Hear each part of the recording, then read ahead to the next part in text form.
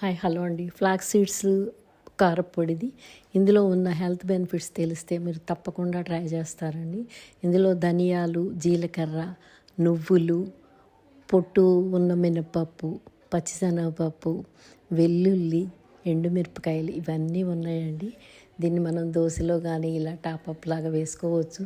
తర్వాత ఇడ్లీలో కొంచెం నెయ్యి వేసుకొని తింటే చాలా టేస్టీగా ఉంటుంది.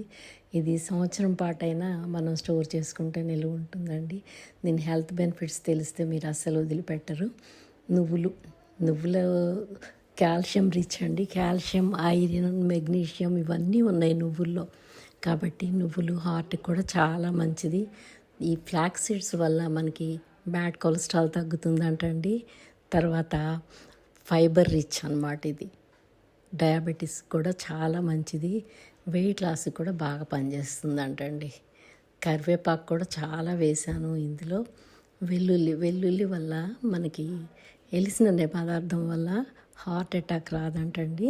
అంటే కొలెస్ట్రాల్ కంట్రోల్లో ఉంటుందంట. ఇంకా ఇందులో ధనియాలు వేసానండి. ధనియాలు ప్లస్ మెంతులు, కొంచెం జీలకర్ర. ఈ ధనియాలు, జీలకర్ర వల్ల మనకి గ్యాస్ ప్రాబ్లం ఉండదండి. ఫైబర్ కూడా ఎక్కువ ఉంటుంది. ప్లస్ ఈజీ డైజెషన్ అండి. ఈ పచ్చిశనగపప్పు ఇవి కూడా వేయించుతున్నాను. పచ్చిశనగపప్పు మినపప్పులో మంచి ప్రోటీన్ అండి. ప్రోటీన్ రిచ్ కదా ఇవి. బాగా మినపప్పు కూడా మంచి సువాసన వచ్చేలాగా వేయించుకోవాలి. ఇవన్నీ కూడా ఆయిల్ లేకుండా డ్రై రోస్ట్ చేసుకోవాలి. ఒక ఎండు మిరపకాయలు మాత్రమే మనం కొద్దిగా ఆయిల్ వేసి చేసుకుంటామన్నమాట. కాబట్టి ఇన్ని మంచి హెల్త్ బెనిఫిట్స్ ఉన్నా ఇది తప్పకుండా ట్రై చేస్తారు కదండి. ఈ వీడియో నచ్చితే మాత్రం లైక్ చేయండి. నా ఛానల్ ఎవరైనా ఇప్పటివరకు సబ్స్క్రైబ్ చేసుకోకపోతే మాత్రం తప్పకుండా సబ్స్క్రైబ్ చేసుకోండి. ఇది మల్టీపర్పస్గా వాడుకోవచ్చండి. ఇడ్లీ, దోశ వాటన్నిటిలోకి, రైస్లోకి వాడుకోవచ్చు. మనం అప్పటికప్పుడు చట్నీ లేకుండా కూడా తినేయవచ్చు అన్నమాట. కరివేపాకు కూడా చాలా వేసానండి. అది కూడా డ్రై రోస్ట్ చేసుకోవాలి. కరివేపాకు హెయిర్కి కూడా చాలా మంచిది కదా. ఫ్లాక్స్ సీడ్స్ వల్ల మనకి స్కిన్కి కానీ, లేదంటే హార్ట్కి కానీ, హెయిర్కి కానీ అన్నిటికీ చాలా మంచిది. ఇందులో ఒమేగా 3 ఫ్యాటీ యాసిడ్స్ ఉంటాయి కదా. దానివల్ల మనకి హార్ట్కి చాలా హెల్త్ బెనిఫిట్స్ ఉంటాయి అంటండి.